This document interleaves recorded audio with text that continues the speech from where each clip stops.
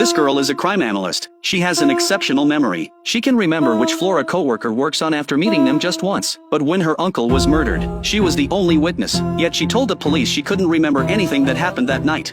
That evening at 8 o'clock, Rachel left school. Around 8:20, she got on the 147 bus to go home. She arrived home close to 9. When she entered the house, she found the lights wouldn't turn on. She was about to ask her uncle what was wrong, but she stepped on something. She picked it up and looked. It was a puzzle piece she'd never seen before. Rachel didn't think much of it. She took another step forward. This time, she felt something warm under her foot. Even though it was dark, she knew it was blood. Following the trail of blood on the floor, her uncle had already been murdered. Seeing her relative's death, Rachel showed no shock or fear. Soon the police had sealed off the scene. The medical examiner initially determined the uncle died from a stab wound to the carotid artery in his neck. Time of death was approximately 9 p.m. And there was more bad news. The deceased had been a high-ranking police officer in this district, essentially the current chief's superior. The case was assigned to a rookie cop named Mark. This was his first case. As the only witness and the deceased's niece, Rachel was brought to the station for questioning. Any small detail she remembered could be the key to solving the case. Unexpectedly, Rachel said, aside from leaving school that afternoon, taking the bus home, and entering the door code, she couldn't remember anything after entering the house,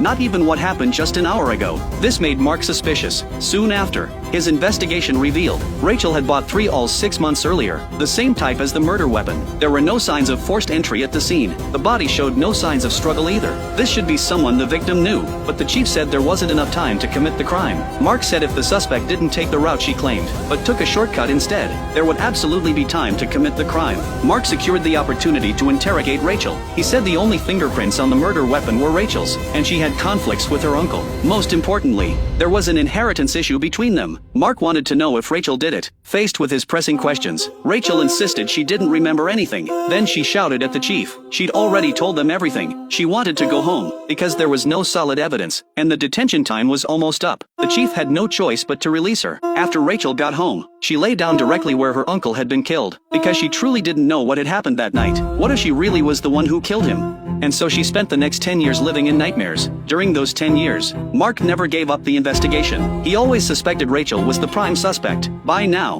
Rachel had become an excellent crime analyst. The two had professional contact through work. After extensive investigation, Mark had a bold theory. If you go by Rachel's testimony from back then, at 8 o'clock, she left school early, a 5-minute walk from the school gate to the bus stop, waited 3 minutes, got on the 147 bus. According to the surveillance footage from that time, the bus passed 5 stops. She was the only passenger. It took 32 minutes to reach the bus stop near her home. On the way home, there was a fork in the road. Taking the right path took 20 minutes, but going left would save 8 minutes. That road had no surveillance cameras, no witnesses either. If the timing was calculated correctly, there would be plenty of time to commit the murder. Meanwhile, Rachel received an anonymous package. She opened it and looked, then ran back into the house in terror. She pulled out the only piece of evidence left at the scene when her uncle was killed. That puzzle piece. That's right. The killer who had disappeared for 10 years had appeared again.